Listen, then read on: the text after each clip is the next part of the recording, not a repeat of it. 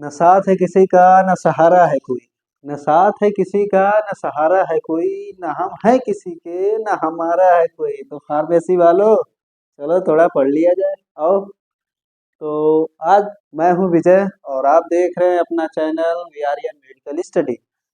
सो आज की इस वीडियो में हम लोग कवर करने वाले हैं विटामिन्स के मेथड ऑफ स्टैंडर्डाइजेशन को, या एस्से को, या माइक्रोबियल एस्से को, या माइक्रोबायोलॉजिकल एस्से को। ठीक है, ये जो कि माइक्रोबायोलॉजिकल के 4th यूनिट का टॉपिक है।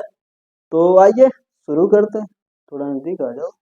ठीक है, आइए शुरू करते हैं। ठीक है, तो देखो, ये जो वाइटमिन्स है इसमें हम लोग क्या चेक करेंगे कि हमारी वाइटमिन्स जो है वो कितना इफेक्टिव है, कितना अच्छा है, कितना खराब है, यही सब हम लोग इसमें चेक करेंगे। ठीक, तो आइए देखते हैं।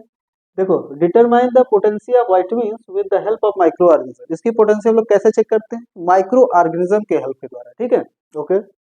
एक देखो एग्जांपल, लैक्टोबैसिलस लीचामानी, यानी कि नीता अंबानी याद कर लो यार, ये बैक्टीरिया याद कर लो। विटामिन B12 जो है साइनोकोबालामिन, इसके लिए ये बैक्टीरिया है। देखो, जितने भी विटामिन्स हैं या जितने भी विटामिन्स हैं उन सब के लिए एक स्पेसिफिक बैक्टीरिया ही काम करेगा यहाँ पर। ठीक है, अगर जैसे विटामिन B12 है, अगर इसके जगह पर कोई और ले तो हो सकता है ग्रोथ नहीं करेगा। ठीक, देखो, और एक बात यहाँ पर देखो, ये जो प्रिंसिपल है, ग्रोथ ऑफ माइक्रोब्स और dose of vitamins added into culture media. ठीक है, जो ग्रोथ ऑफ माइक्रोब्स है, ठीक, वो डायरेक्टली प्रोपोर्शनल होता है dose of vitamin added into culture media. ठीक, देखो, ये जो ग्रोथ ऑफ माइक्रोब्स यानी कि जो माइक्रोब्स हमारा ग्रोथ करेगा, यानी कि लैक्टोबैसिलस नीता अंबानी यानी कि लीचा मानी, ये जो बैक्टीरिया है ये जो ग्रोथ करेगा ये डायरेक्टली प्रोपोर्शनल होगा किसके? डोज ऑफ वाइटमिन्स के, यानी कि जो हमारा वाइटमिन्स है वो उसके डायरेक्टली प्रोपोर्शनल है। यानी कि ये अगर इफेक्टिव है तो ये ग्रोथ करेगा, अगर इफेक्टिव नहीं है तो ये ग्रोथ भी नहीं करेगा, क्योंकि इसको विटामिन B12 चाहिए ही चाहिए। अगर मिलेगा तो ये ग्रोथ करेगा, नहीं मिलेगा तो नहीं करेगा। जाओ, चलो आ जाओ फिर से। तो ये रिक्वायरमेंट में देखो, सब में कल्चर मीडिया लेते थे, इसमें बसल मीडिया लेते हैं। बसल मीडिया में थोड़ा सा रिक्वायरमेंट अलग अलग होता है, तो हम लोग ज़्यादा इसमें करेंगे तो ज़्यादा वीडियो लंबी हो जाएगी। तो यहाँ पर देखो, बसल मीडिया लेते हैं, सिलेक्शन ऑफ माइक्रो ऑर्गेनिज्म का हम लोग कर लिया। ठीक है, माइक्रो ऑर्गेनिज्म यहाँ पर ले भी लिया, और स्टैंडर्ड सॉल्यूशन प्रिपरेशन और टेस्ट सॉल्यूशन प्रिपरेशन ये सब करके ले लेते हैं। ठीक है, बैक्टीरिया का, हाँ वाइटमिन्स का टेस्ट और स्टैंडर्ड ले लेते हैं। तो इतना देखने के बाद हमारा मेथड आ गया। मेथड 2 टाइप्स के हैं, एक टाइट्रीमेट्रिक और एक टर्बिडिमेट्रिक। और हम लोगों को पता भी है टाइट्रीमेट्रिक में क्या होता है, पढ़े थे ना एनालिसिस में, टाइट्रेशन कर रहे थे, बहुत हिलाए, टेस्ट ट्यूब हिलाए हैं। ठीक है, और उसमें चेक भी कर रहे थे टर्बिडिटी। तो यहाँ पर हम लोग टाइट्रीमेट्रिक और टर्बिडिमेट्रिक दो मेथड पढ़ेंगे। दो मेथड में आइए देखते क्या होता है। आइए विटामिन्स का फर्स्ट देखते हैं, टाइट्रीमेट्रिक मेथड। ठीक है, अब मेथड में देखो करते क्या है। Potency of test vitamins comparing standard vitamins, यानी कि जो हमारा टेस्ट का वाइटमिन्स का पोटेंसी आएगा वो इन पॉइंट और इसका इन पॉइंट दोनों रिकॉर्ड कर लेंगे, फिर उसके बाद कंपेयर करेंगे किससे? स्टैंडर्ड वाइटमिन्स की जो पोटेंसी आएगी उससे हम लोग कंपेयर करेंगे, फिर पता करेंगे किसकी पोटेंसी कैसी है। ठीक है, ओके। तो आइए प्रोसीजर देखते हैं कैसा क्या होता है। प्रोसीजर, अब प्रोसीजर से शुरू करते पहले कैसा, पहले 10 टेस्ट ट्यूब ले लेते हैं। ठीक, और 10 टेस्ट ट्यूब में एक में 0, 0.5, 1, 1.5, 2, 2.5, 3, 3.5, 4, 4.5, 5 तक ले लेंगे। तो 10 में 10 टेस्ट ट्यूब में आ जाएगा, क्या लेंगे? विटामिन B12 यानी कि साइनोकोबालामिन या स्टैंडर्ड वाइटामिन लेंगे। ठीक है, ओके, हमने ले लिया 10 टेस्ट ट्यूब लिया, उसमें विटामिन B12 ले लिया इतने ये अमाउंट में। ठीक है, अब उसके बाद हम लोगों ने अपना बसल मीडिया तैयार किया है। अब बसल मीडिया जो तैयार किया है तो उसमें 5 ml सब में डाल देंगे। अगर देखो 0 है तो 5 मतलब 5 0 ही रहेगा, 0.5 है तो 5 डाल देंगे 5.5 हो जाएगा, और 1 है 5 डालेंगे 6 हो जाएगा। तो इस हिसाब से हम लोगों ने यहाँ पर देखो, ये हमने 10 टेस्ट ट्यूब ले ली, यहाँ पर अमाउंट में विटामिन B12 डाल दिया, और ये डालने के बाद 5 ml यहाँ से हमने बसल मीडिया डाल दिया। ठीक है, बसल मीडिया डालने के बाद देखो क्या करना है। देखो, बसल मीडिया डालने के बाद हम लोग 10 ml तक, यहाँ पर देखो 10 ml तक पानी, मतलब जितना है अप टू 10 ml तक पूरा हम लोग बराबर कर लेंगे। ठीक है, अगर जैसे 5 है और 1 ml ये है तो 5 6 हुआ, और 4 ml इसमें वाटर डाल देंगे, यानी कि 10 ml तक हम लोगों को पहुंचाना है। ठीक, अब 10 ml तक हम लोग पहुंचा लिए तो उसके बाद देखो क्या करना है। ये हम लोगों का स्टैंडर्ड हो गया, ठीक। अब उसके बाद टेस्ट में आते हैं, तो take 4 test tube, 4 test tube फिर से लेंगे और चारों टेस्ट ट्यूब में हम लोग टेस्ट वाइटमिन डालेंगे, ठीक है। अब टेस्ट वाइटमिन जब डालेंगे, इसमें भी फिर 5 ml वही, जैसे इसमें देखो 1 ml 2 ml 3 ml 4 ml इस हिसाब से डालेंगे, ठीक है। और इसमें क्या डालेंगे 5 ml, वही सब में बसल मीडिया हम लोग डाल देते हैं। अब 5 ml इसमें भी जब बसल मीडिया डाल देते हैं, तो जो भी बचता है 10 ml के अंदर, उसको हम 10 ml तक पूरा करेंगे वाटर डाल के, ठीक है।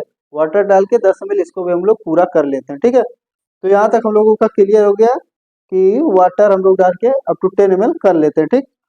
4 टेस्ट ट्यूब लेने के बाद, ठीक। अब इसके आगे लोगों ने पूरा टेस्ट ट्यूब रख लिया। जब टेस्ट ट्यूब 14 टेस्ट ट्यूब होगा, तब 14 टेस्ट ट्यूब ला के हम लोग क्या करेंगे, ऑटोक्लेव में रख देंगे, कितने पे, 121 डिग्री सेंटीग्रेड फॉर 15 मिनट्स के लिए, ठीक है। जब 15 मिनट के लिए रख देंगे ना, तो इसमें अगर कुछ भी माइक्रोब्स थोड़ा बहुत प्रेजेंट रहेंगे तो वो किल हो जाएंगे, ठीक। और जब किल हो जाएंगे, तो अभी देखो इसके पहले हमने माइक्रोब्स डाला नहीं है, ठीक। अब देखो क्या करते हैं, add 1 drop of bacterial solution. अब हम जो बैक्टीरियल सोल्यूशन तैयार किए हैं अब डालेंगे, ठीक। 1 ड्रॉप सब में डाल देते हैं बैक्टीरिया सोल्यूशन, और उसको इंक्यूबेट कर देंगे 30 से 35 डिग्री सेंटीग्रेड पर, कितने दिनों के लिए, 2 से 3 दिनों के लिए, ठीक है। अब जब 2 से 3 दिनों के लिए इंक्यूबेट कर देंगे, उसके बाद निकाल देते हैं। चल भैया आजा, तेरे को भी अब बता रहे हैं।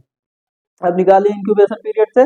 अब 2 से 3 दिन में जब निकाल लें, तो उसके बाद अभी देखो क्या करेंगे, इसको टाइट्रेट करेंगे, किसके साथ, 0.05 नॉर्मल NaOH के साथ, जो कि हमारा एक बेस है, उसके साथ अब टाइट्रेशन करेंगे। और टाइट्रेशन हम लोग फर्स्ट सेमेस्टर में किया ही है, तो दिक्कत क्या है, चलो ब्यूरेट व्यूरेट लाते हैं, नीचे कॉन्ट्रोल फ्लास्क रख लेते हैं और नीचे अपना सैंपल ले लेते हैं। देखो हाँ, जितने भी टेस्ट ट्यूब है सबका करना पड़ेगा, ठीक। और सबका करके हम अपना सबका इंड पॉइंट रिकॉर्ड कर लेंगे, ठीक। और जब इंड पॉइंट रिकॉर्ड कर लेंगे, तो फिर यहाँ पर हम लोग उसका क्या करेंगे, टाइट्रेशन वैल्यू का एवरेज निकालते हैं। एवरेज निकालने के बाद हम लोग ग्राफ बनाते हैं, एक किसका, स्टैंडर्ड का और एक टेस्ट का। दोनों ग्राफ को हम कंपेयर करेंगे, अगर सेम ग्राफ पे आते हैं मतलब इफेक्टिव है, सब दोनों सेम है, ठीक। अगर लेस आ रहा है तो लेस हुआ, मोर आ रहा है तो मोर हुआ, ठीक है। इस हिसाब से इसे हम लोग इसका पता करते हैं, ठीक। और यहाँ पर जो हमारा सैंपल होता है, ठीक। अब सैंपल में एक इंडिकेटर डालते हैं जिसका नाम है ब्रोमोथाइमल ब्लू, जो कि ब्लू से ग्रीन कलर में कन्वर्ट होता है। यहाँ पर लिख दे रहा हूँ ग्रीन कलर, ठीक। इंड पॉइंट हमारा कौन सा आता है, ग्रीन कलर का इंड पॉइंट आता है। और ऊपर हम लोग क्या भर लेते हैं, 0.05 नॉर्मल NaOH भर लेते हैं, ठीक है। और ऊपर से हम लोग उसका टाइट्रेशन चालू करते हैं, ठीक। तो ये अपना रहा कौन सा, टाइट्रीमेट्रिक मेथड। और दूसरा मेथड था टर्बिडिटी मेट्रिक मेथड, ठीक है। अब टर्बिडिमेट्री मेथड हम देख लेते हैं, ठीक। पहला तो हो गया, दूसरा देख लेते हैं। और दूसरा थोड़ा इजी है, इसे एक हम लोगों का पहला मेथड खत्म हो चुका है, दूसरा मेथड देखते हैं, टर्बिडिमेट्रिक मेथड, ठीक है। इसमें क्या करना है, टर्बिडिमेट्रिक नाम से पता चला है कि इसमें टर्बिडिटी चेक करनी पड़ेगी, ठीक है। तो देखते हैं क्या करना है, जो हम लोग इसके पहले पढ़े टाइट्रीमेट्रिक मेथड, वो सेम ऐसा ही है, बस ये थोड़ा सीजी है उससे, ठीक है। सेम है, वहां तक हम लोगों को पूरा जितना रूटीन उसमें था सब कुछ इसमें फॉलो करना है रूल। और उसके बाद देखते हैं क्या होता है। देखिए पहले इसमें क्या करना है, हम लोगों को टर्बिडिटी डिटरमाइन करना है, ठीक है। और जितनी ज्यादा टर्बिडिटी उतनी ज्यादा बैक्टीरिया, ठीक है। प्रोसीजर में देखो क्या होता है, इसमें भी 10 टेस्ट ट्यूब ले लेते हैं स्टैंडर्ड के लिए, जिसमें विटामिन B12 हम लोग ऐड कर देते हैं, ठीक है, डिफरेंट डिफरेंट कंसंट्रेशन में, ओके। और take another 4 test tube, 4 test tube अलग ले लेते हैं, जिसमें हम टेस्ट सोल्यूशन ऐड करते हैं, जैसे विटामिन B12 जो है वो 4 अलग लेके ऐड कर लेते हैं, ठीक। फिर each test tube added bacteria, और उसमें सब में ऐड कर लेते हैं हम क्या, अपना बैक्टीरियल कल्चर या बैक्टीरियल सोल्यूशन या बैक्टीरिया ऐड कर लेते हैं, ठीक है। ऐड करने के बाद हम लोग इंक्यूबेट करेंगे 2 से 3 दिनों के लिए 30 से 35 डिग्री सेंटीग्रेड पर, ठीक है। यहाँ तक क्लियर, कुछ करना नहीं, उतना ही सब था। अब देखो इसके बाद थोड़ा अलग चालू होता है, इसमें थोड़ा सा बस, कि जब ये हम लोग इंक्यूबेशन पीरियड में रख देते हैं, तो उसके बाद इंक्यूबेशन पीरियड से निकालते हैं 2-3 दिनों बाद, तो देखो इसमें फिर एग्जामिन करेंगे, ठीक। एग्जामिन करेंगे कैसे, देखो एक आता है स्पेक्ट्रोफोटोमीटर, ठीक है। अब स्पेक्ट्रोफोटोमीटर से कैसे एग्जामिन करेंगे वो देखते हैं, ठीक है। अगर मान लीजिए हमारा सैंपल है, मान लो हम यहाँ पर सैंपल रख दिया, ठीक। और सैंपल रख दिया, अपनी यहाँ पर मशीन है जो, ठीक, स्पेक्ट्रोफोटोमीटर जो अपनी यहाँ पर मशीन लगी है, यहाँ पर डिटेक्टर है, डिटेक्ट करके यहाँ पर मॉनिटर में बता देगा कितना है, ठीक। कैसे है, जैसे कि एक लाइट है, ठीक। अब लाइट है तो एक एक निकोल प्रिज्म होता है। अब निकोल प्रिज्म पे जब लाइट पड़ती है ना, तो वो लाइट की रेज एक एक साइड में कर देता है, मतलब एक ही दिशा में भेज देता है, ठीक।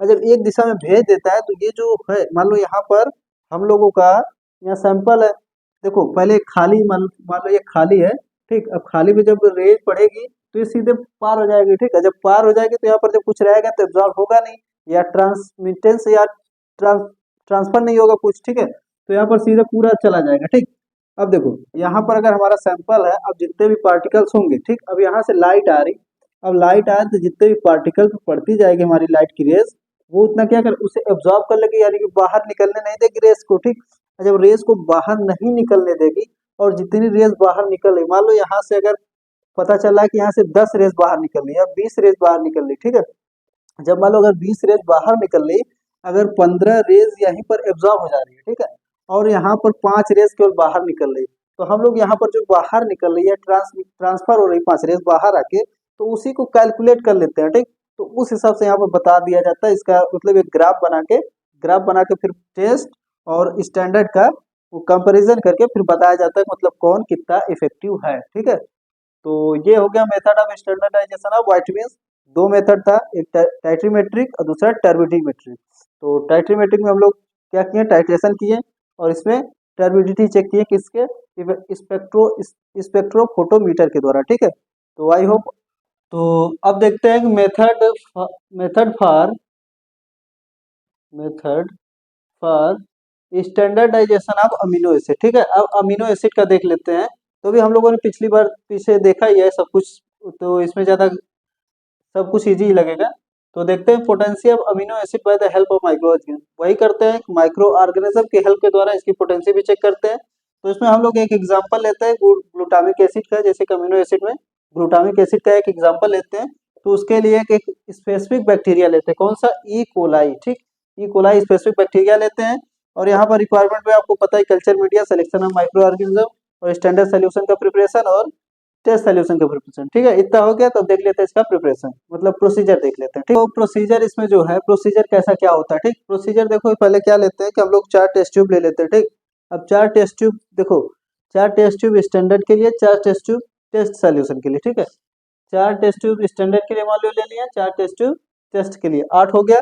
अब 8 में देखो क्या ऐड करेंगे, बसल मीडिया कितना ऐड करेंगे, 5 ml, यानी कि स्टैंडर्ड में भी और टेस्ट में भी 5 ml बसल मीडिया हम लोग ऐड कर रहे हैं। ठीक है, और माइक्रोब्स 1 ml सब में ऐड कर देते हैं। ठीक है, और स्टैंडर्ड सॉल्यूशन जो है देखो ऐसे ऐड करेंगे, 1 ml 2 ml 3 ml 4 ml ऐसे करके स्टैंडर्ड सॉल्यूशन हम लोग ऐड कर देंगे, किसका, अमीनो एसिड का। ठीक, ये हो गया स्टैंडर्ड का। और टेस्ट का भी हम लोग ऐसे ही तैयार कर लेंगे। ठीक, अब ऐसे तैयार करने के बाद जब दोनों तैयार हो जाता है, तो फिर उसके बाद इंक्यूबेट कर देंगे 2 से 3 दिनों के लिए, 30 से 35 डिग्री सेंटीग्रेड पर। और फिर उसके बाद जब 2 से 3 दिनों बाद निकालेंगे इंक्यूबेशन पीरियड में से निकालेंगे, तो फिर उसकी जो टर्बिडिटी होगी उसको हम कंपेयर करेंगे, टेस्ट का जो होगा वो स्टैंडर्ड से कंपेयर करेंगे। ठीक, अगर उसके बराबर है तो उतना इफेक्टिव है, स्टैंडर्ड के बराबर, लेस है तो लेस इफेक्टिव, मोर होता है मोर इफेक्टिव। ठीक है, तो बस इतना इसमें चेक करना होता है। तो बस, थैंक यू। तो शायद आप लोगों को ये वीडियो पसंद आई हो, तो please like share and subscribe जरूर कीजिएगा। और हाँ यार, सब्सक्राइब तो फ्री का बटन है, प्लीज़ प्रेस जरूर कर दीजिएगा और सपोर्ट करो यार। तो थैंक यू, और मिलते हैं दूसरे टॉपिक के साथ दूसरे वीडियो में, तब तक के लिए धन्यवाद।